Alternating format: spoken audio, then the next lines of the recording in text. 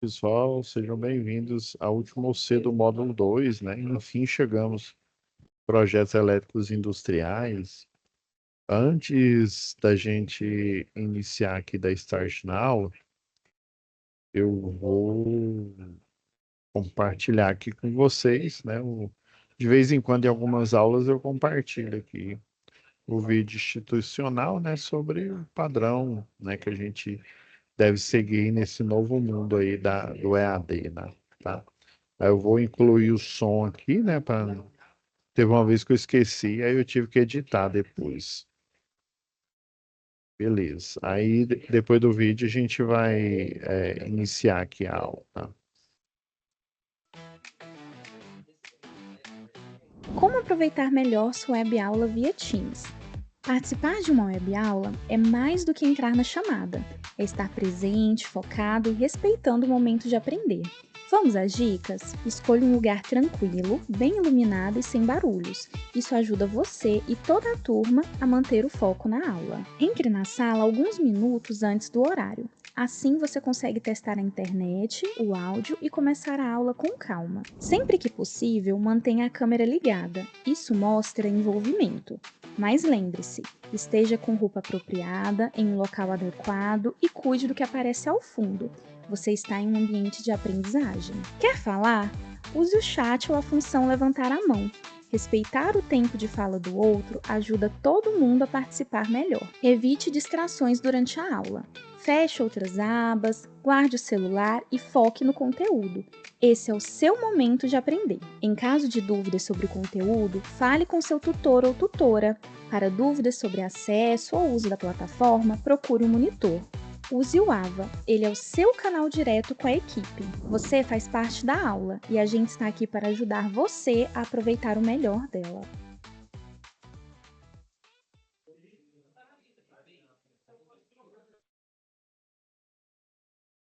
Pois é, pessoal, aqui vídeo de divulgação, tá?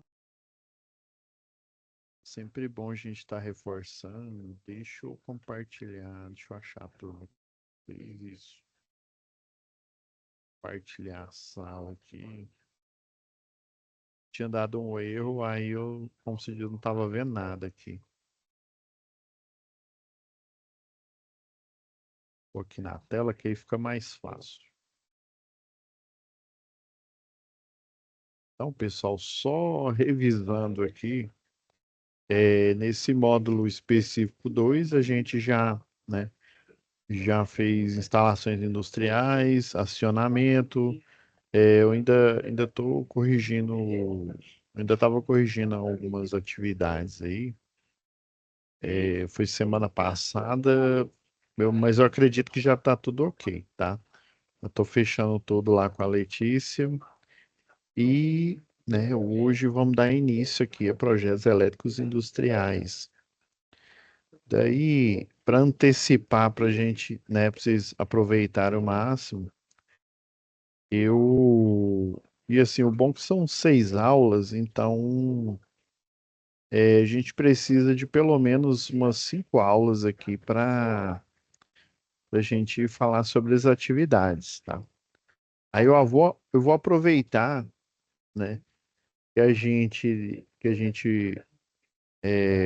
tem 6 aulas e eu vou falar da teoria inicial e aí eu deixo a última para a gente fazer uma aula tira dúvidas e vamos falar de alguns aspectos aí sobre projeto elétrico industrial, tá?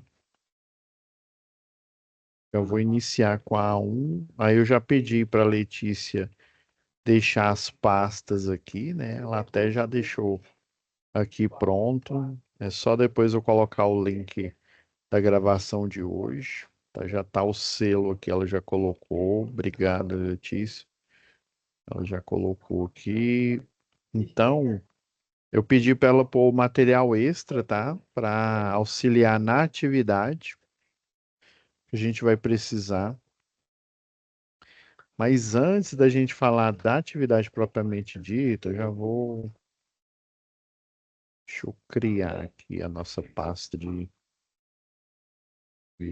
Dades.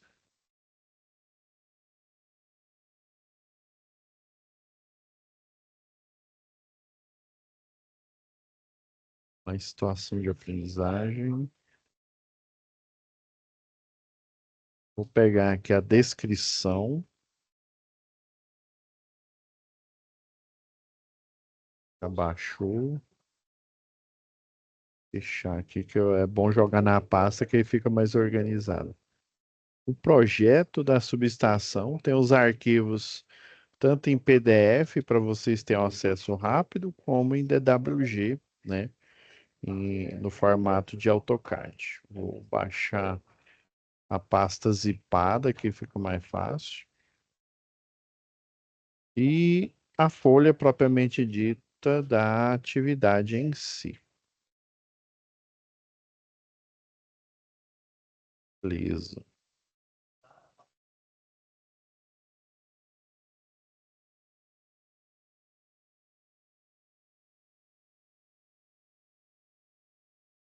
Pagando aqui algumas coisas que a gente vai criando aqui, baixando, corrigindo.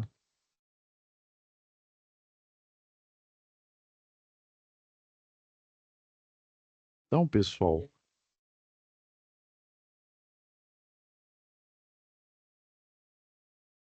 eu vou dar início aqui à análise, vou extrair o projeto.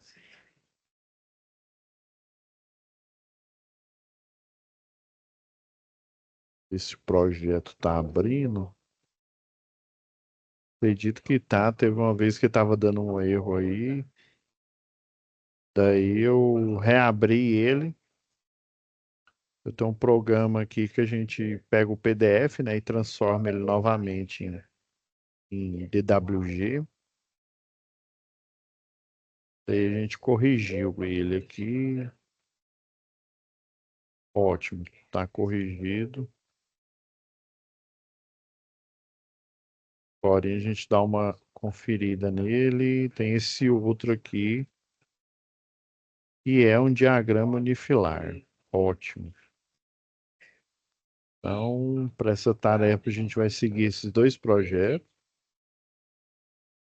Tem a versão dele em PDF, tá? E aí, caso vocês não tenham a versão aí de estudante, né? Porque aí você pode acessar a planta, né? Tem, tem essa versão também. E eu já vou abrir logo a planilha aqui.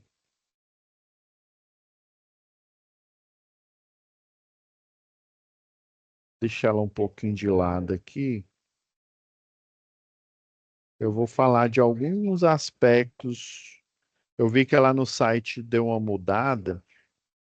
Eu tenho até que ver se eles tinham desativado o, o site que a gente faz o cadastro, que a gente dá entrada em projeto. Aí eu estou aguardando se eles vão, ou se eles vão atualizar o mesmo site, ou se vão utilizar outra metodologia. Mas é o seguinte, eu vou ler aqui primeiro o contexto, depois eu vou falar sobre o universo de projeto industrial, tá? Ó, Marcos é um técnico trainee, né, contratado pela empresa Mega Projetos, uma empresa de grande porte na área de projetos industriais. Essa empresa, né, tem como filosofia atribuir um desafio inicial aos técnicos recém-contratados. Aí, quando fala técnico, não necessariamente é o eletrotécnico. Quando fala técnico, pode ser o eletrotécnico e pode ser um engenheiro também, né, um engenheiro eletricista ou, né, dependendo do projeto, se for automação, um engenheiro de automação ou um técnico em automação. Daí ele está falando técnico no sentido mais amplo, tá? Dos dois profissionais que têm conselho de classe, né? Geralmente para o eletricista é relegado, a não ser que tenha muita experiência, mas é relegado a tarefa de pegar o projeto, apenas seguir executando, né? Instalando, por exemplo, né? Aí a parte de projetar, quem faz mais, né? Ou é o engenheiro ou o eletrotécnico, dependendo da empresa e ela contrata um, um profissional de carga e função, né? Quando é carga e função, por exemplo, eu trabalhei numa construtora em que eu era o projetista, né? Então, meu cargo e função era na qualidade de projeto, né? Basicamente projeto industrial, né? Mas tinha alguns projetos aí de alto padrão, clientes, né? Amigos lá do dono da construtora, até a própria casa dele ali no Aldeia do Vale. Então, mas na maioria mesmo era projeto industrial. Então, os recém-contratados recebiam um desafio, né? Como a elaboração de um projeto desde a fase inicial até o detalhamento. Geralmente, às vezes eles não fazem isso necessariamente que eles estão dizendo aqui. Eu vou falar a minha experiência. O que que eles fazem? Geralmente, um escritório, uma empresa, ela, para evitar que, imagina, né? A pessoa, ela é trainee pensando ali, aí jogam uma responsabilidade dessa na sua mão, de você fazer uma planilha igual está aqui na atividade um de preço unitário. E eu já vou falar real para vocês, pessoal. Essa UC aqui, ela fala mais de gerenciamento de projeto do que o projeto necessariamente. Lembra que eu falei lá na UC anterior, né, no módulo anterior, melhor dizendo, né? Lá no módulo um que quando a gente chegasse em projeto industrial, vocês iam ver que ele é nada mais, nada menos igual, a mesma coisa, o mesmo cálculo que a gente fez lá em projeto predial é feito aqui no projeto industrial. Ah, é, professor? Tem aquele critério de área? Isso. Basicamente, você executa esse mesmo cálculo. Para projeto independente, se é predial, industrial, comercial, você considera, obviamente, né? Existe uma distinção entre esses dois clientes. O residencial, ele geralmente é uma, né, uma residência, né? Ela é pequena. Geralmente ele tem uma carga pequena. O que que é ter uma carga pequena? Por exemplo, deixa eu pegar aqui. Vou ter que utilizar umas normas antigas aqui, pessoal, mas tem um motivo. Ainda mais depois que eu tentei entrar na página que antes da gente iniciar a aula, do SICAP. Quer ver? Eu vou entrar novamente aqui.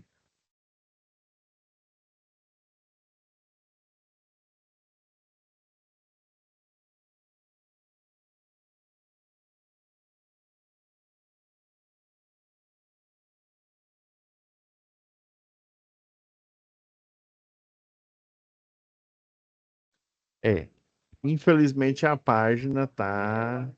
Eles falaram aqui que dia 7/7, ou seja, um mês atrás, é, pelo menos por aqui. Depois eu vou acessar aqui para ver qual que é o canal agora que a gente. É porque é o seguinte, por essa página que vocês estão vendo aqui, que ela foi. Na verdade, eles deram uma congelada nela. Tiraram todo o HTML aqui. Eles deram uma modificada nela. Vixe, até tá. Eles deram uma modificada nela aqui. É isso mesmo. E aqui você fazia um login, por exemplo, quando você finaliza o curso de eletrotécnica ou de engenharia elétrica, pelo menos aqui em Goiás, quando você quer, por exemplo, dar entrada em um projeto na concessionária na Equatorial Goiás, aqui, distribuição, você faz o login nessa conta. Ah, professor, eu quero fazer na Neo Energia aqui de Brasília, né? A antiga Centrais Elétricas de Brasília. Ah, eu quero fazer projeto, sei lá, na Neo Energia lá do Pernambuco. Na Neo Energia, em qualquer outra, até mesmo na própria Equatorial de outros estados, por exemplo, ali do Pará, existe um protocolo diferente para cada concessionária. Aqui era esse, você dava entrada digital com o seu projeto. Até então, né, pelo aviso que eles estão falando aqui, né, a partir do dia 7/7 do mês passado, né, interações, respostas, solicitações, deverão ser direcionadas pelo site, né, depois eu vou olhar esse site Equatorial Energia, às vezes o login está lá. Nossa, se colocaram um papel aqui,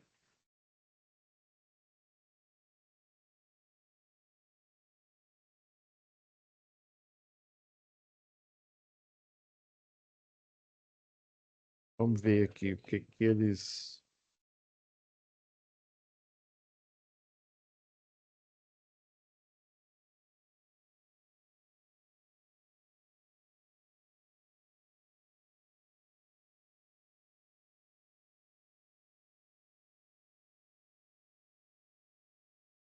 Vamos ver aqui se eu acho.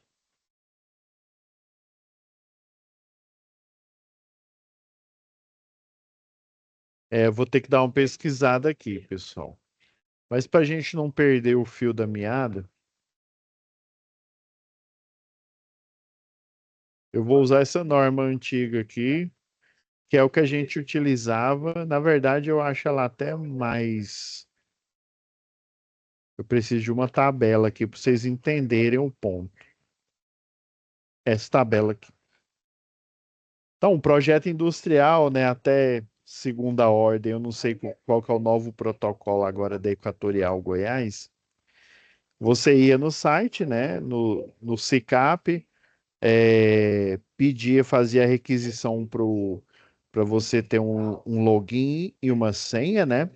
E é semelhante a um e-mail, né? Você entrava e tinha todos os seus projetos, né? E todo o subsídio, materiais para você fazer memorial descritivo, para você, por exemplo, você precisa de um documento dando autorização do dono do empreendimento para você dar entrada com a liberação de carga.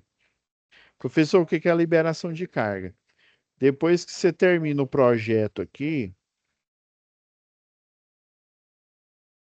pegar esse exemplo aqui, ó. Acabou o projeto industrial aqui, vou pegar esse aqui real. Antes de você colocar ele para aprovação na Equatorial Goiás, você pega um documento que ficava nesse site do SICAP, né? E você fazia uma requisição para uma liberação de carga. Professor, o que é a liberação de carga? Você está vendo que para esse cliente aqui, ó, tem um cálculo de demanda, né? Iluminação, tomadas de uso geral, tomadas de uso específico, em específico, motores, né? Que é elevador, outros tipos de motores, quando na JC a gente tem compressores, né? Das máquinas lá de refrigeração, chuveiro na parte ali dos funcionários, né? Que você tem um cálculo lá na NR18 que fala sobre a construção, né? Regras aí sobre construção. E lá fala que dependendo da quantidade de funcionários na obra ou nessa empresa, né, na unidade dela, você tem que ter uma quantidade de chuveiro para o pessoal, você tem que ter uma quantidade de pia, de vasos e por aí vai. Uma quantidade mínima para aquele número, né? Para não ficar muito cheio, mas também não ficar um espaço ocioso. Então, existe um cálculo, aí você gera uma quantidade mínima ali no vestiário, ali, por exemplo, para chuveiro. Beleza. Ar-condicionado, fazendo o cálculo aqui, utilizando uma regra que ela é utilizada para toda norma técnica de distribuição, a gente chegou que a demanda total em volt ampere, né, deu 298, né, 298,6 kV ampere. Daí você vai na norma oficial da concessionária, Vamos fazer de conta que essa 05 aqui é oficial, né, para transformador. Tem uma que ela é 05 também, mas aí é para múltiplos consumidores, né? Contempla. E lá tem a tabela. Essa tabela aqui, por que que eu estou mostrando ela para vocês? Porque ela é mais completa. É, quando a gente chegar lá no módulo 3, mais especificamente assim, na última OC de projeto do CEP, vocês vão entender o porquê que os transformadores aí na rua, né, em média tem 75 kVA de potência ou 112,5, tá? Mas, como se diz, vamos dar tempo ao tempo. Aí quando você termina o projeto, você está vendo que a potência total deu 298, né? Quase 300 kVA. Aqui é a configuração dos transformadores atuais, né? Antigamente, lá para a década de 80, tinha bastante, ainda tem hoje, mas só que bem menos. Transformador de 30 kVA e de 45. Antigamente, né, igual eu falei, década de 80, década de 70, os transformadores mais comuns que a gente via na rua eram de 45 e o de 75, tá? É muito raro, né, antigamente você vê um de 112,5. Depois da década de 80, lá para a década de 90 mais ou menos, a demanda, uma coisa que é certeza, é que a demanda, ou seja, a necessidade por carga, né, por potência, ela acompanha com o crescimento vegetativo, né, o crescimento aí da população. Então, uma certeza que a gente tem é que sempre vai estar em crescimento. O sistema elétrico de potência na parte de distribuição, ele chegou a um ponto que não suportava mais ter, né, a malha de distribuição urbana, né, comumente ela tinha de 45 e 75. Depois eles começaram, né, gradativamente, desde o final da década de 80 para 90, a inserir o de 112,5 e trocar o de 45 pelo de 75, né? E extinguiu de 30, extinguiu de 45. Então, troca de 45 por 75, coloca de 112,5. Professor, mas o que que isso tem a ver com a demanda da indústria? Tem tudo a ver. Então, no mercado, ou seja, quando eu estou falando mercado, as empresas que constroem transformador, né?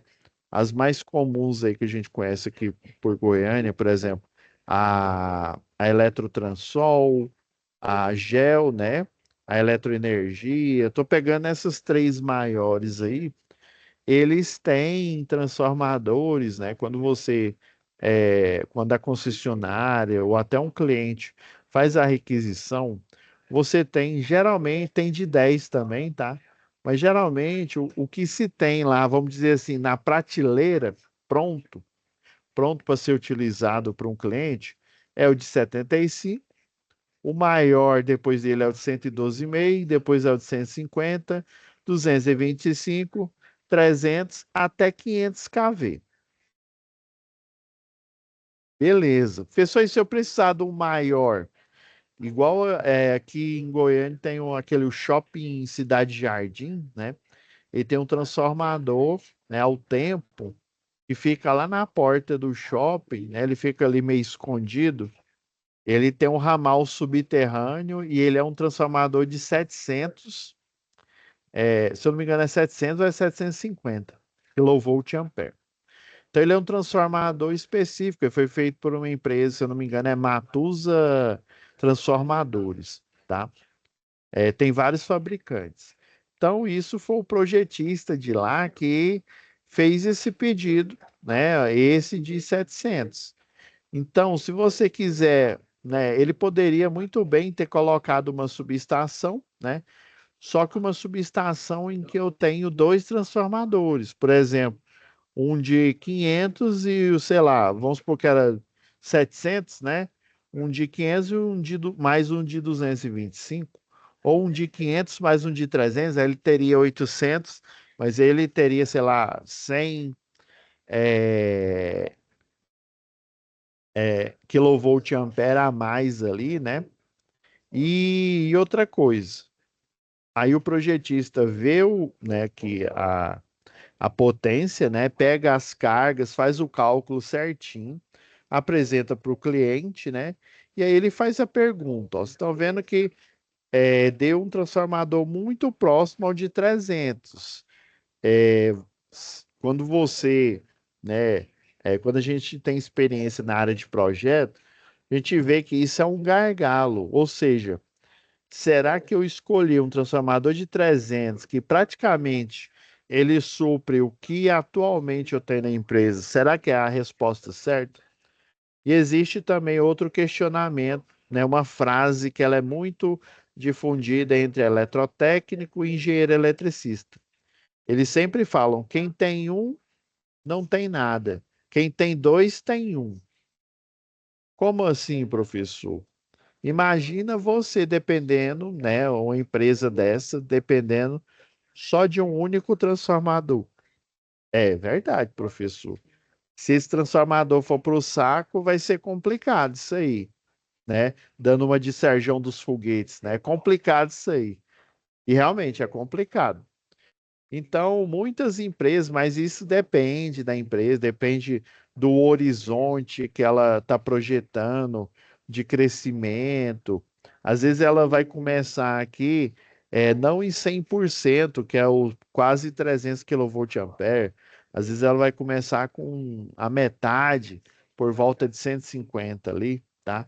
Mas a verdade, nua e crua, né? A verdade que não quer calar é que ele tem uma carga de quase 300. Obviamente, pelo menos o transformador de 300, você vai fazer a chamada liberação de carga.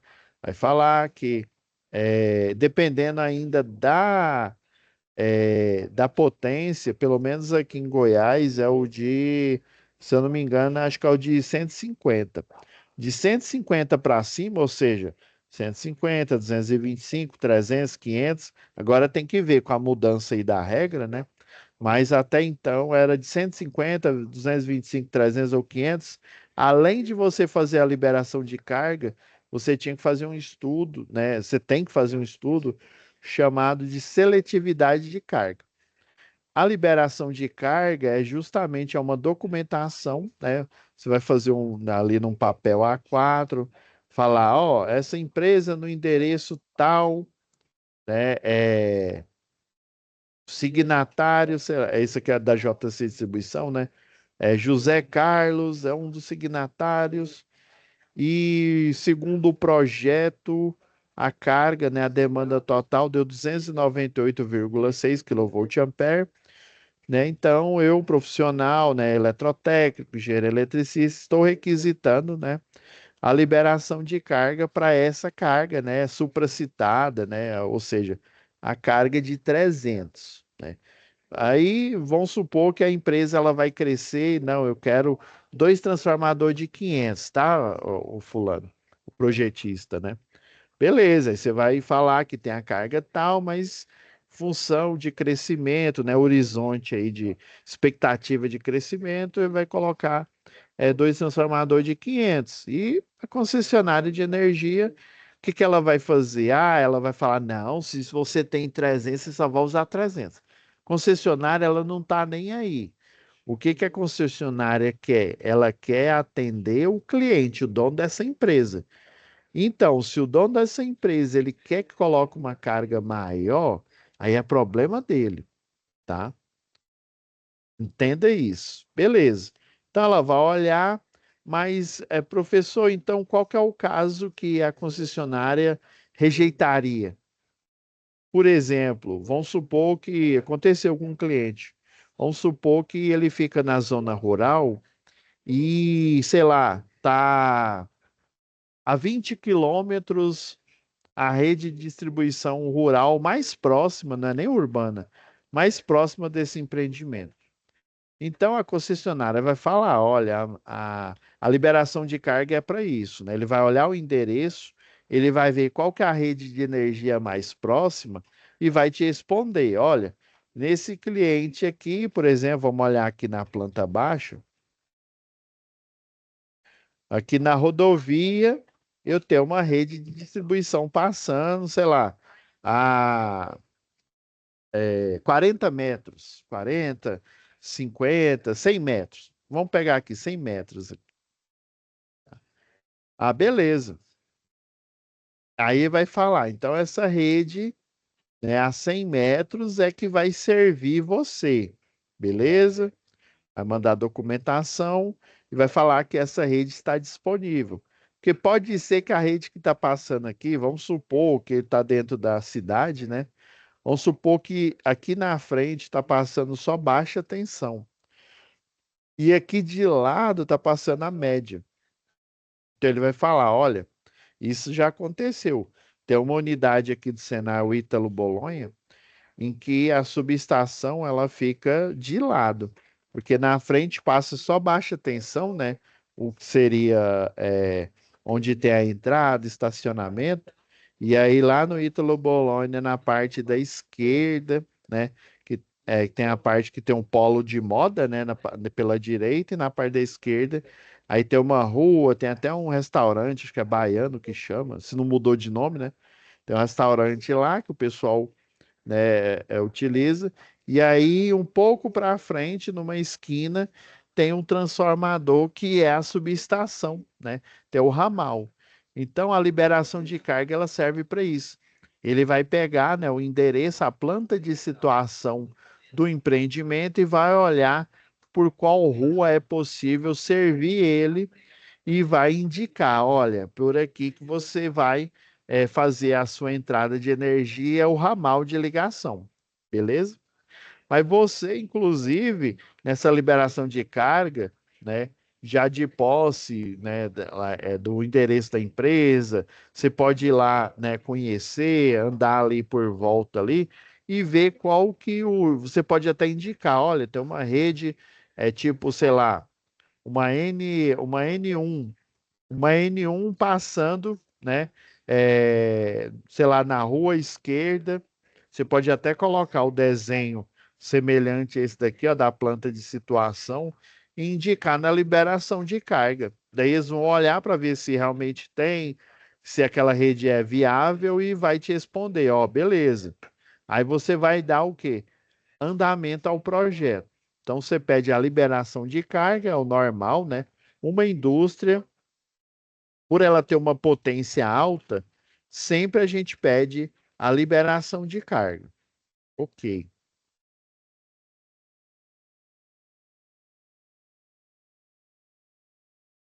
Então, escolhido o transformador, né, a subestação, e essa subestação desse projeto aqui é um transformador num poste singelo. Eles chamam de singelo porque é um poste único. E o transformador, ele está em um ramal aéreo, tá? Inclusive, você vai pegar o desenho da norma técnica e reproduzir ele como um detalhe, ó, aqui, ó, vista frontal, vista lateral. Isso aqui, na época, isso aqui é lá de Marabá, foi retirado da norma na época das centrais elétricas do Pará, tá? A CELPA, que hoje é equatorial, né? Foi retirado da norma. Ah, eu nem lembro mais qual que era o número da norma. Era tipo 02, uma coisa assim. A maioria das normas ela tem essa numeração, né?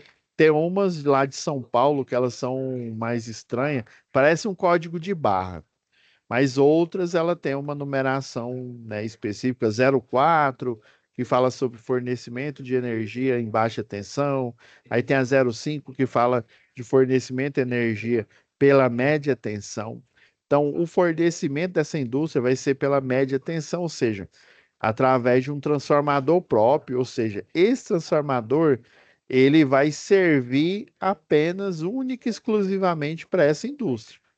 Outros transformadores que ficam na rua, geralmente, os que ficam na rua é para servir os clientes, né, em baixa tensão às residências. E para converter a energia de média tensão, né, o 13,8, para a energia de baixa tensão, porque não só os consumidores residenciais, mas os industriais e grande comércio utiliza a energia da baixa tensão, tá? Embora nós tenhamos equipamentos com grandes cargas, grandes potências, embora tenhamos um transformador aqui, ó, com média tensão com 3,8, na verdade você vai pegar energia daqui, ó, da baixa tensão derivar aqui, você vai ter um medidor de energia, né? Um medidor de energia hora sazonal. Quando fala hora sazonal é porque você vai escolher uma modalidade de tarifa. Essa modalidade de tarifa, ela depende do cálculo lá de demanda. A gente pode falar isso um pouco mais para frente. Então, professor, isso quer dizer que o projeto industrial depois que a gente faz aqueles cálculos semelhantes aos cálculos que a gente fez lá em predial, e na indústria, viu, pessoal, é até mais fácil do que no predial. Mas por quê, professor?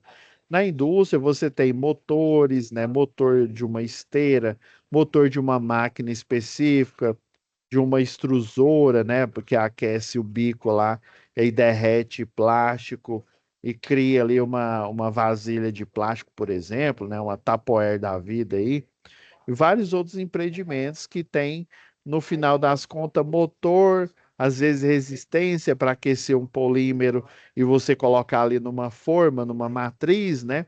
Então, basicamente, é motor e resistência que você tem na indústria, mais motor do que resistência. Então, por isso que a gente tem uma disciplina só para a gente falar de técnicas de partida de motor, né? Igual a gente viu lá em instalações elétricas industriais. Então, basicamente, as cargas são bem definidas, são motores, né? Motores dentro de compressor. Então, fica tudo registrado aqui no cálculo quando você faz, né? E daí você consegue dimensionar de forma, né?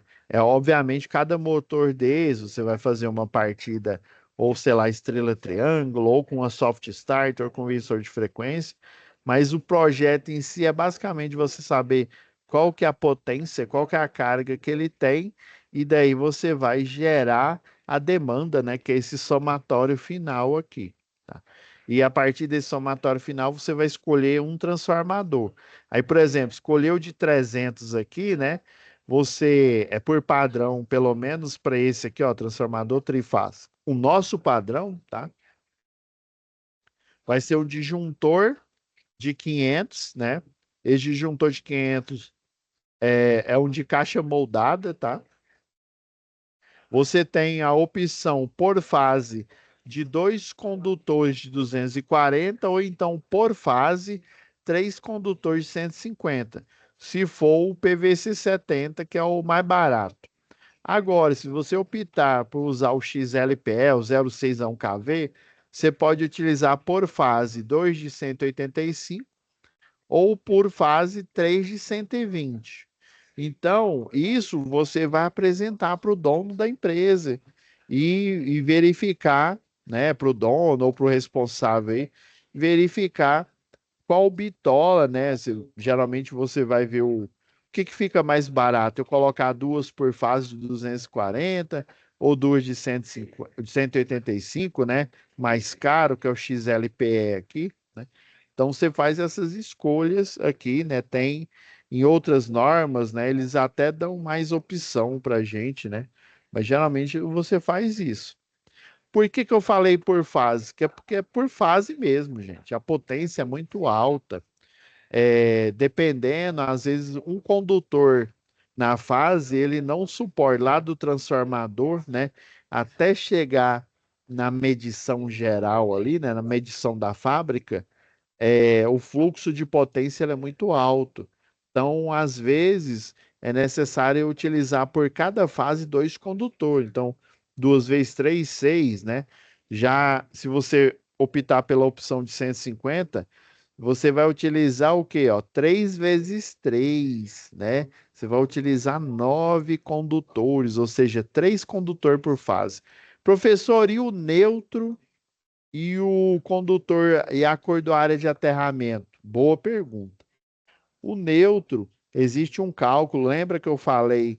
que lá na NBR 5410 tem um cálculo que a gente utiliza, e esse cálculo você diminui a bitola do neutro e também consegue diminuir, né? Na verdade é uma tabela, viu? O cálculo ele já vai estar pronto, né?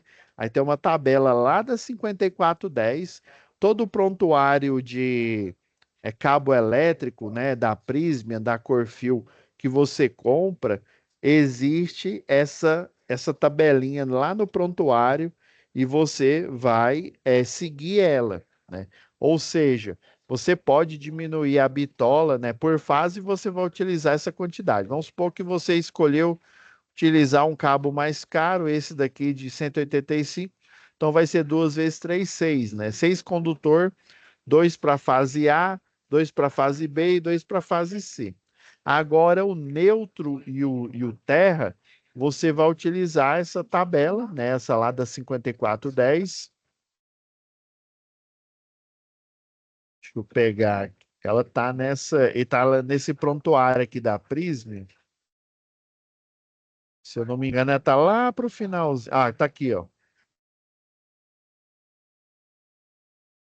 Aqui ele tá dizendo que se eu tiver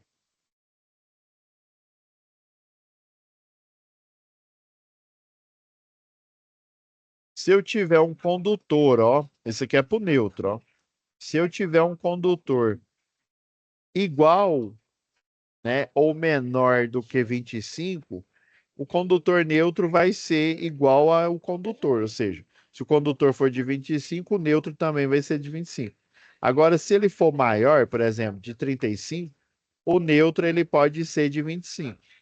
A gente escolheu o de 185 aqui, né, por exemplo.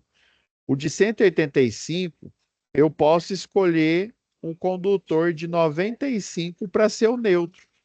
Inclusive, um único condutor de 95 para ser o neutro lá, tá? Então, o X0, né, de 95 e a cordoária de aterramento também vai ser de 95, essa outra tabela aqui, ó. É porque nesse prontuário de cabos da Prysmian, né, desse fabricante, ela é tabela 17 e tabela 18, mas lá dentro da NBR 5410, ela tem outro número, tá? Mas é a mesminha. Então, a cordoária de proteção vai ser de 95. E isso dá uma diferença, viu, pessoal? Então, eu não estou diminuindo o condutor deliberadamente porque eu quero economizar, porque eu sou aquele cara lá da novela, o Nono Correia, né?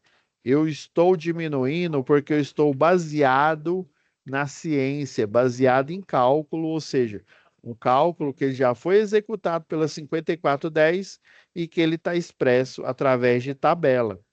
Aí o bom é você colocar, ó, tabela, olha, o circuito de iluminação deve, não, isso aqui é normal. Ó, para reduzir a seção do neutro, ver a NBR 5410, né?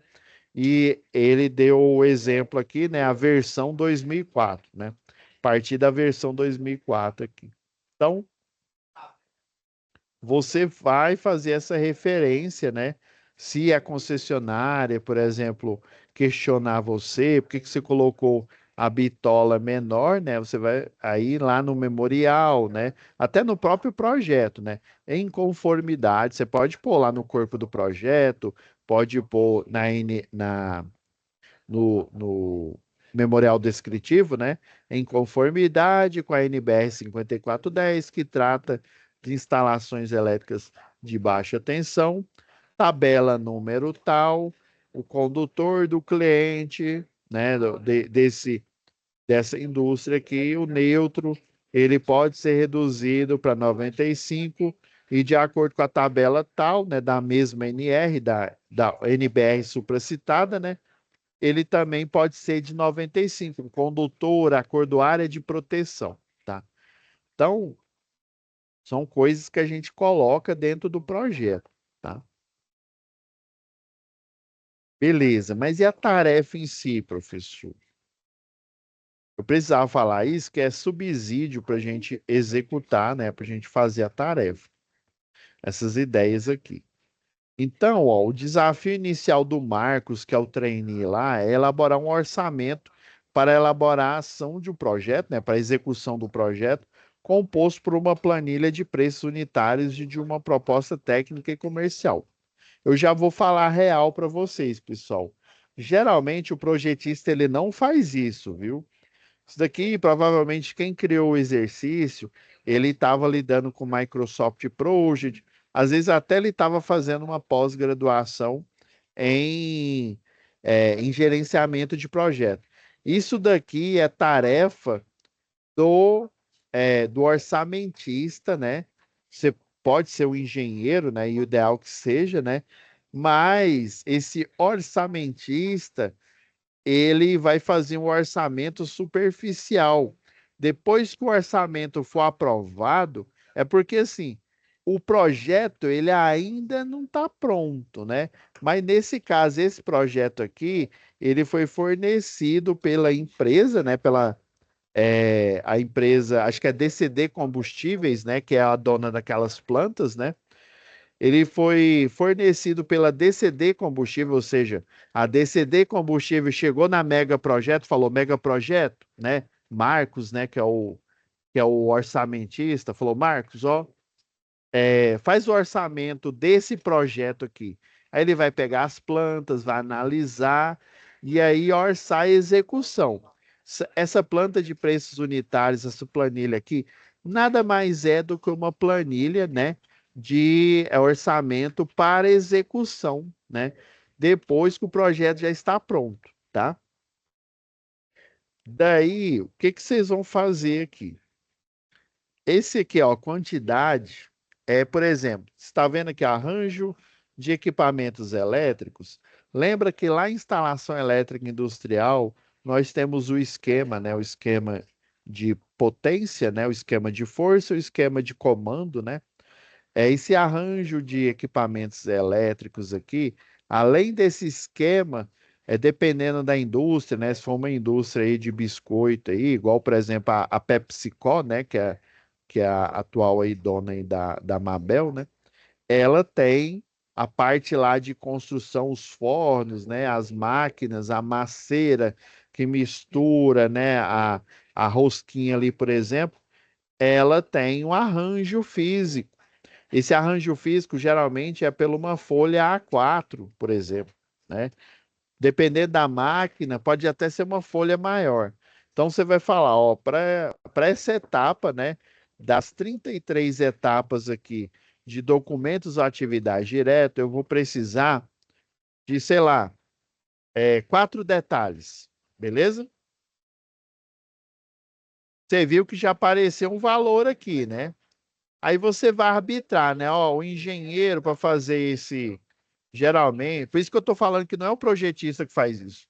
O engenheiro, a hora homem dele aqui, né? Tô chutando, viu? Valor loucura aqui. Sei lá, 20 conto, R$ 20.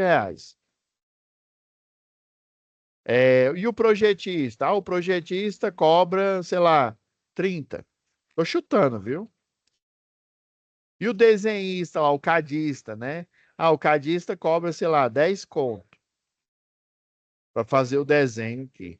E o pessoal do administrativo? Para essa tarefa, o pessoal do administrativo, ele não tem, vamos dizer assim, ele não é requisitado. Existem outras tarefas que o pessoal do administrativo é. Você viu que já deu um valor aqui, ó, 3.300 conto, né? E deu total de 13.200.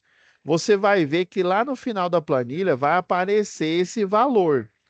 Então, a ideia é você, na próxima aula a gente pode até discorrer mais um pouco sobre isso, né? É para cada tarefa dessa você arbitrar.